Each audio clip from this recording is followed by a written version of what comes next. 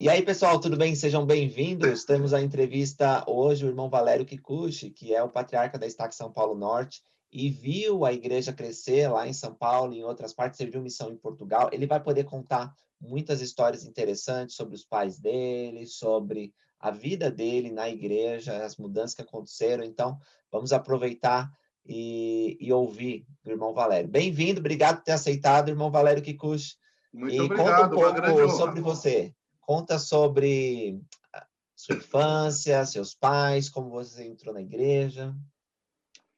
Bom, eu vou fazer um breve resumo de como nós entramos na igreja.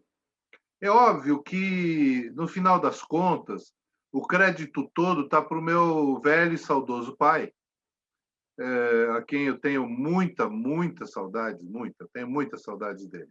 Alguns amigos meus primos, hoje, a hora que eles olham para mim, falam: Nossa, parece o tio Mitsuru. Meu pai era me chamando Mitsuru.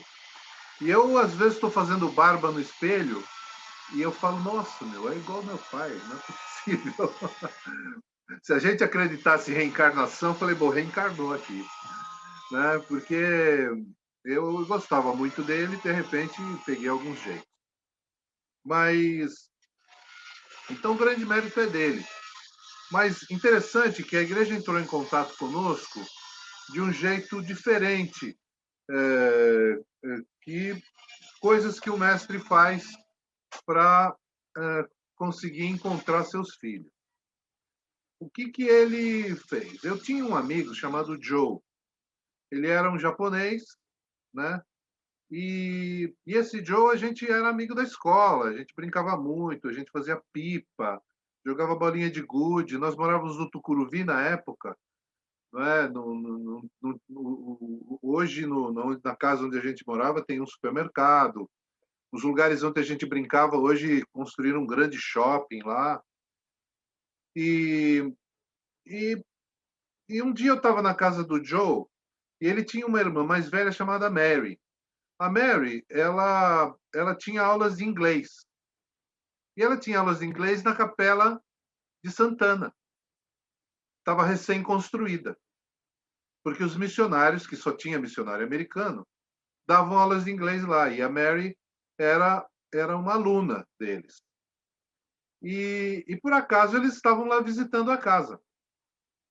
E a gente estava lá brincando, estávamos no chão fazendo pipa para a gente vender, porque a gente fazia pipa na casa dele. Ele morava nos apartamentos, onde hoje é o Ace Shopping, que chama Trimais, e estávamos lá cortando as coisas e tal. E aí eu vi um par de sapatos enormes. O sapato devia ser 45, 54, sei lá o quê. E olhei para aquele par de sapatos, e quando você é pequeno, os adultos e os sapatos todos parecem muito grandes. Eu olhei, comecei a subir os olhos assim, e aquilo foi crescendo, crescendo, até que eu vi um sujeito batendo a cabeça na lua, e ele disse alguma coisa como boa tarde, irmão, com aquele sotaque americano, esse sotaque bonito que nem tem irmão Dale Bradford. E eu falei assim, boa tarde. Tal. Aí o Joe murmurou alguma coisa para mim. Ah, esses são os caras que dão aula de inglês para minha irmã. Né? Mas ele murmurou isso lá para mim, resmungou, a rigor. Mas esse missionário, o nome dele era Sidney Craig Campbell. Ele mora no Vale do Lago Salgado e raras vezes a gente tem contato. Eu tive a chance de escrever para ele em uma época, e ele ficou contente porque o meu pai, que ele tinha, era o último batismo dele, estava na igreja, ativo, já tinha servido na presidência de estaca, de bispo, eu já tinha sido presidente de estaca, de missão, bispo, então ele ficou muito contente. Mas depois eu perdi o contato dele de novo e eu tenho que sair à procura. Como ele está aí no Vale, de repente eu acho. E esse missionário, olhando assim para mim, ele perguntou assim: qual o seu endereço? O Joe falou assim: eles gostam de visitar a casa das pessoas. também murmurando, assim. E aí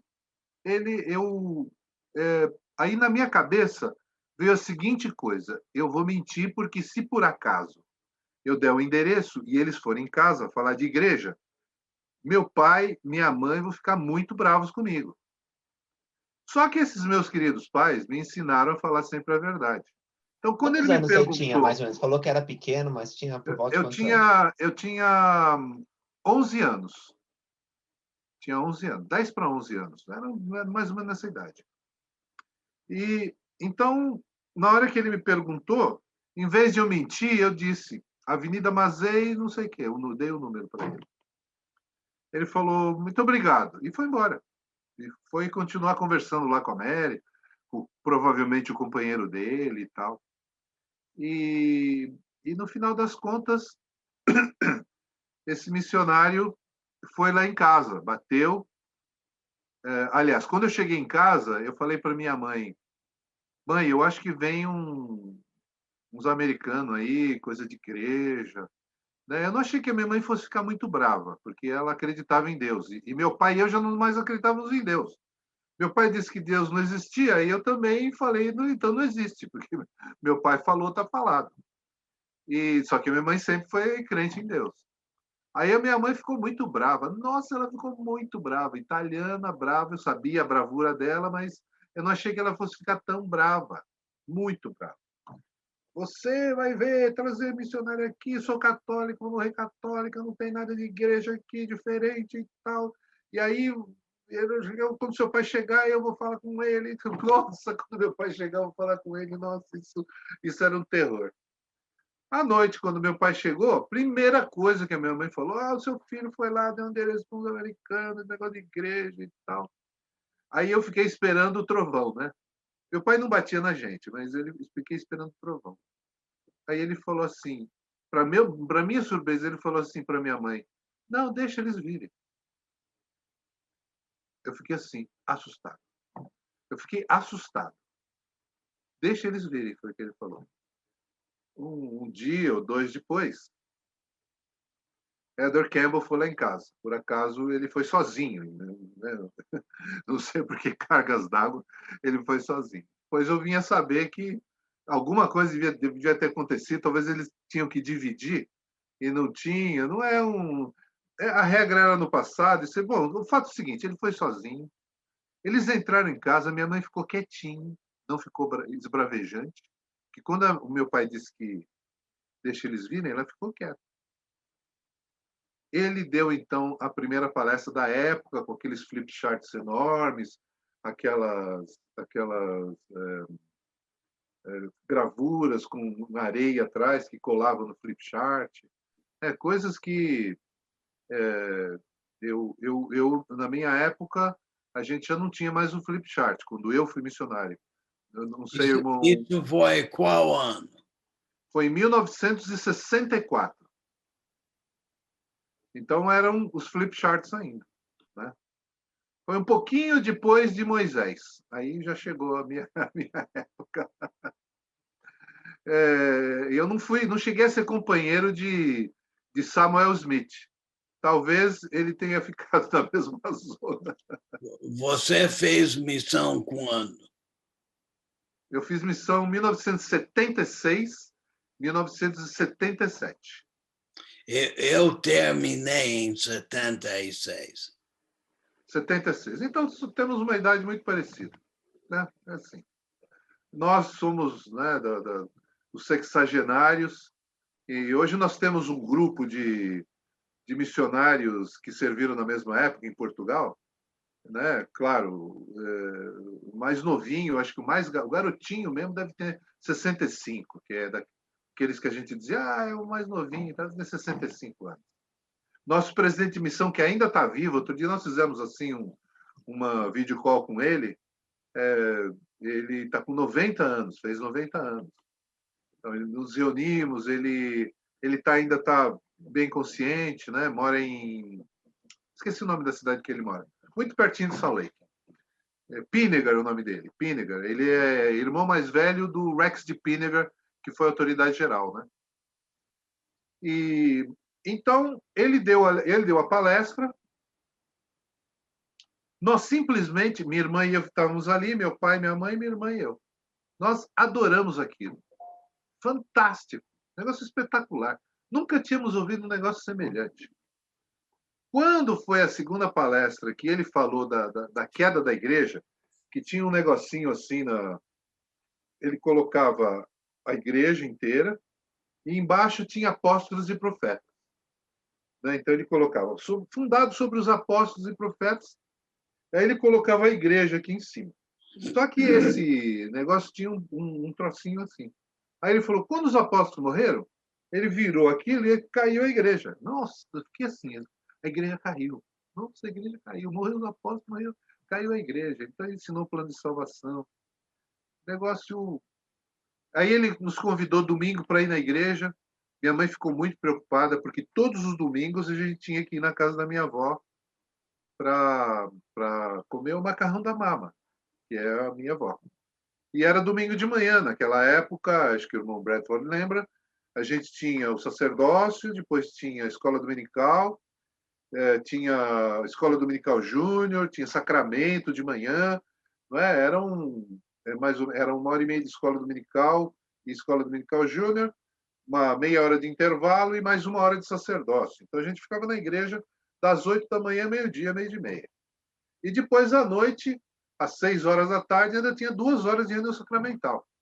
Isso ia durante a tarde, a gente ia bater nas portas. E durante a semana tinha sociedade de socorro, tinha primária, né? Tinha rapazes, mas tudo durante a semana.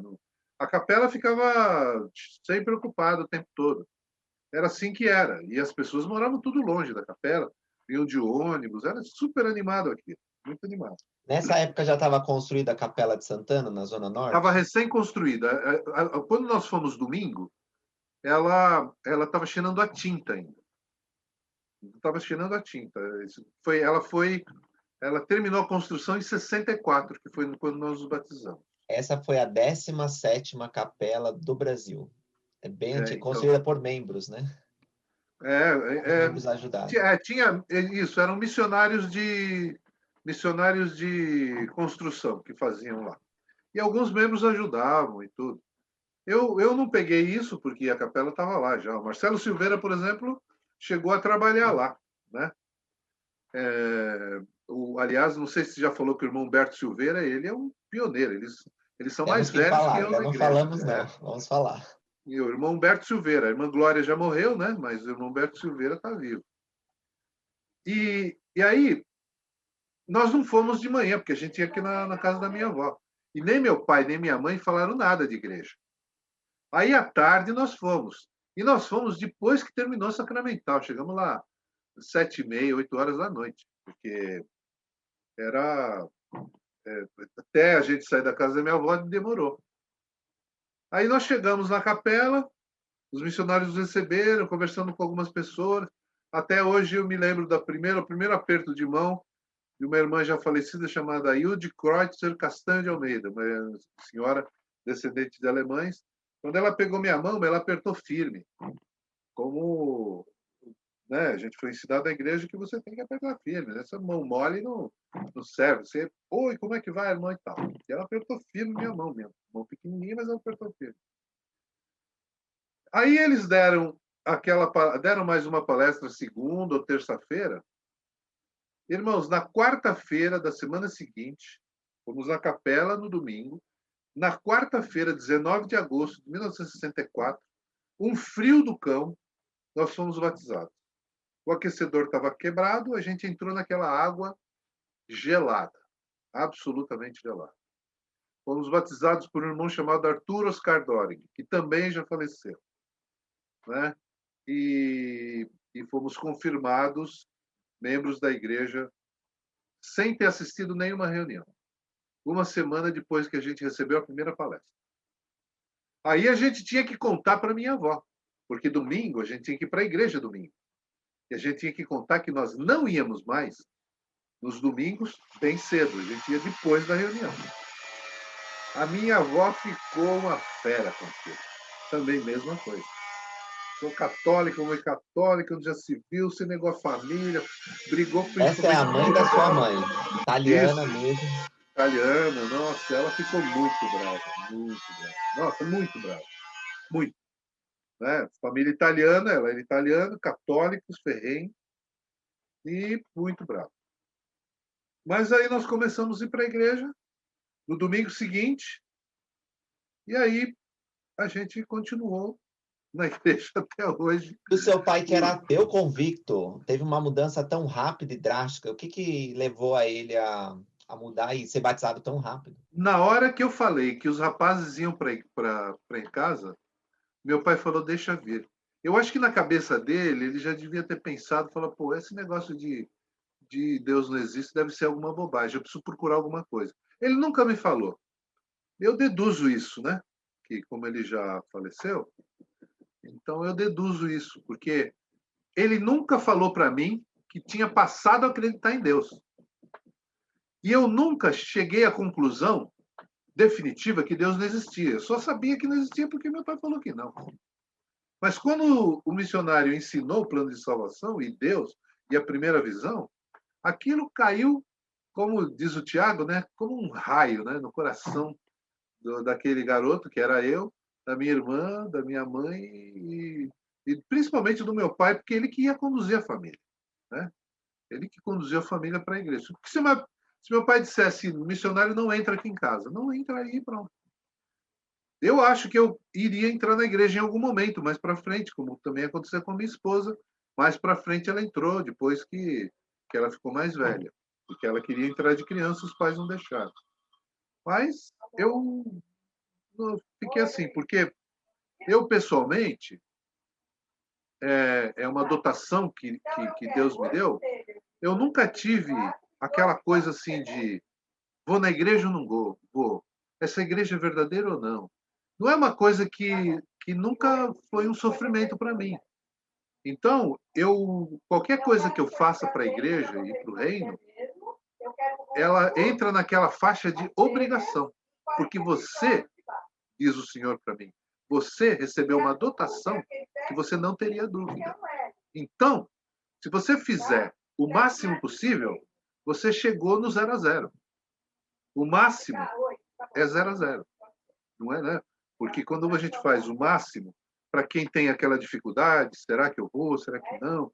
Faço jejum, pago dízimo, vou para a missão, né? Então é um negócio que para agora, eu sou um cara perfeito? Meu, longe disso, muito longe. Né? Tem outras dificuldades que outras pessoas não têm, né? Então, conta um pouco sobre assim. a tua infância na igreja. O teu pai já recebeu um chamado? Como é que foi É, a tua família antes da sua eu, missão? eu ainda fiz um pouquinho da primária, né? Ainda fiz um pouquinho da primária, até 12 anos, quando eu fui ordenado diácono. O meu pai teve uma coisa interessante. O meu pai ele foi ordenado diácono um mês depois que ele foi batizado. Você veja só. Poderíamos ter perdido a pessoa, né? Hoje a gente já ordena sacerdote no primeiro domingo que tiver. Então, um mês depois ele foi ordenado diácono. Passou não sei quanto tempo aí, mas um mês ou dois, ele foi ordenado mestre. Depois ele foi ordenado sacerdote. Bom, quando passou mais ou menos 6 meses, 8 meses, que ele era membro da igreja... 53,90 de 2,44. E a outra? Ele foi chamado como presidente do distrito. Foi ordenado Helder, chamado presidente do distrito, que não tinha estaca na época, né? Eu sei que o presidente da missão, que na época era o saudoso, falecido Wayne M. Beck, presidente Beck, família Beck, né?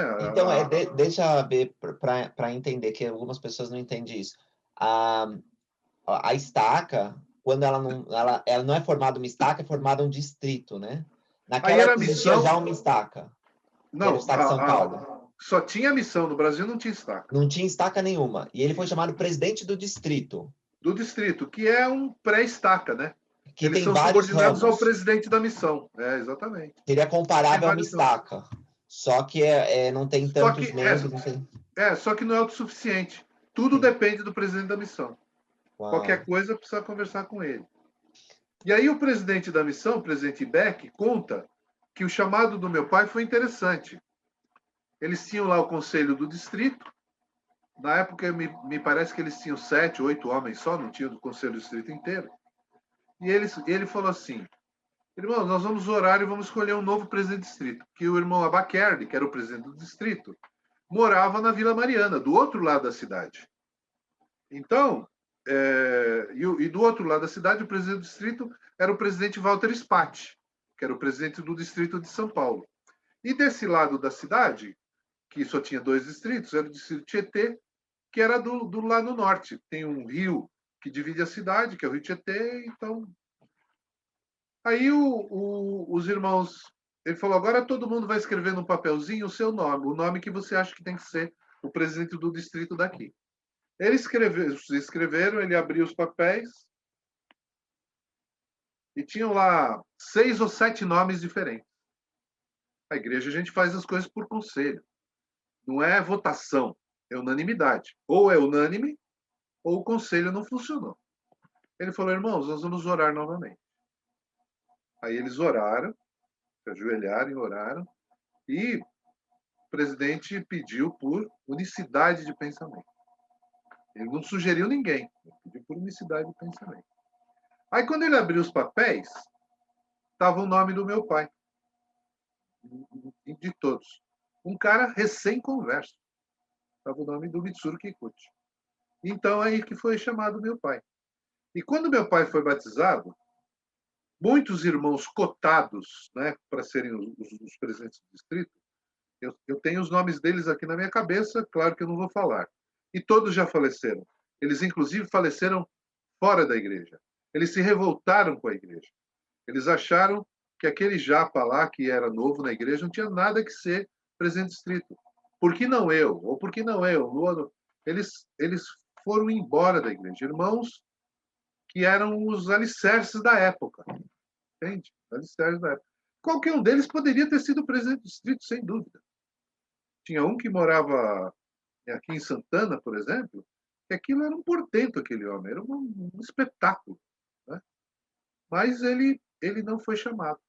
Ele também foi embora, os outros foram embora. E mais tarde, quando meu pai foi chamado bispo, 2 anos depois, ele foi chamado bispo quando se constituiu, quando Santana foi chamado para Estacas, que em 1966, eu acho que foi em 66 que foi formada a Estaca São Paulo, e meu pai foi chamado o primeiro bispo aqui de Santana, aqui dessa região, né? E ele tentou, né, de buscar esses irmãos, mas irracíveis, sem chance. Nunca mais voltaram. Quando eu depois fui bispo, anos mais tarde, aqueles que estavam vivos eu também tentei, mas sem sucesso. Aquilo ficou tão firme na cabeça deles que eles se revoltaram, entre aspas, contra a liderança, mas a rigor se revoltaram contra o mestre que tinha constituído uma liderança que ele achava que devia ser. Cheia de homens imperfeitos, mas devia ser aquilo. Né? Então eu cresci na igreja, fiz a primária, depois fiz os rapazes. Na época a gente não tinha escotismo, mas a gente tinha, não era mutual, chamava AMM, Associação de Melhoramentos Mútuos. Uma associação de melhoramentos mútuos para os rapazes, associação de melhoramentos mútuos para as moças. Então era AMMM, AMMR. E foi muito divertido. A gente estava sempre na capela e tal. O bispo estava sempre com a gente. Os bispos eram bem próximos, né?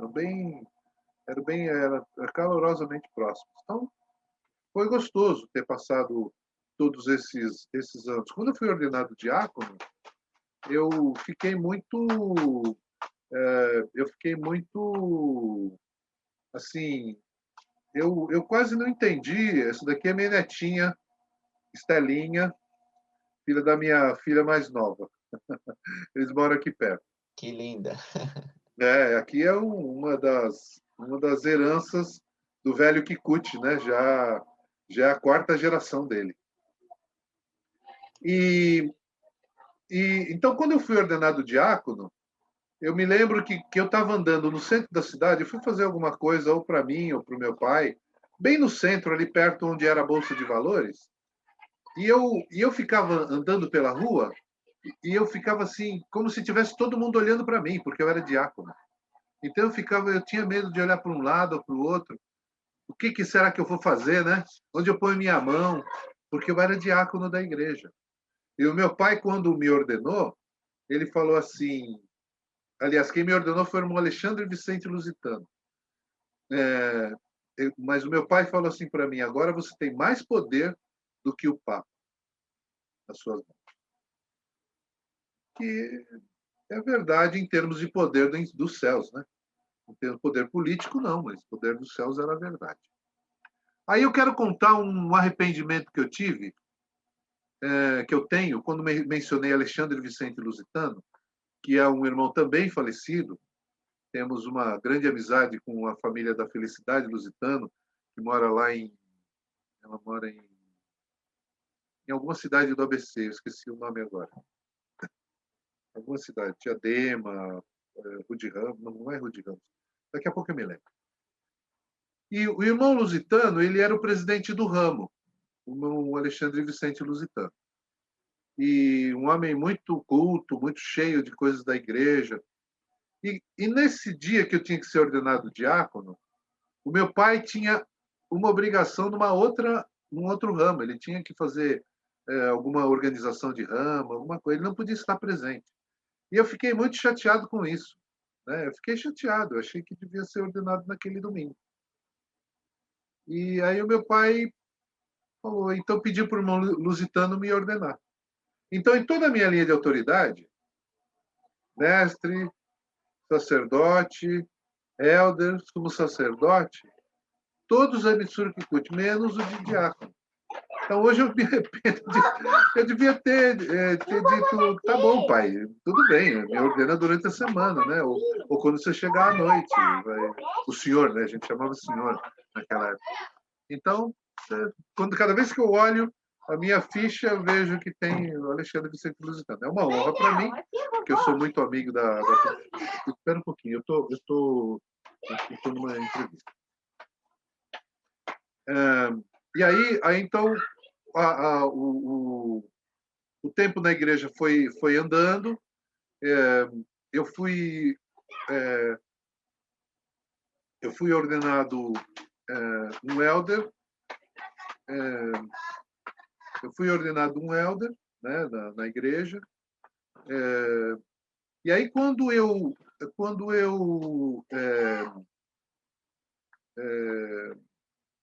nós estávamos numa determinada reunião sacramental e na época o bispo era o irmão Jorge Flávio de Moraes, né? Pai da Débora Bispo de Moraes Castelano. E ele, Juveni Castelano, essa é uma outra irmã que é pioneira, ela é muito mais velha do que todos nós aí como membro, né? E a cabeça dela está muito boa, vale a pena entrevistá-la. E o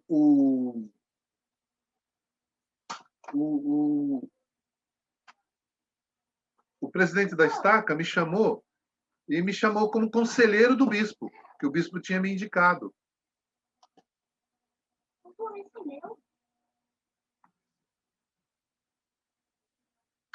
Tinha me indicado. Então, quando o presidente da estaca chamou Valério Kikuchi como conselheiro do bispo, a ala fez assim, sabe? Fez um som, a ala, Todo mundo falou, olharam para mim. Então, eu fui ordenado sumo sacerdote, né? Tinha, acho que, 19 anos, por aí, para ser o conselheiro do bispo.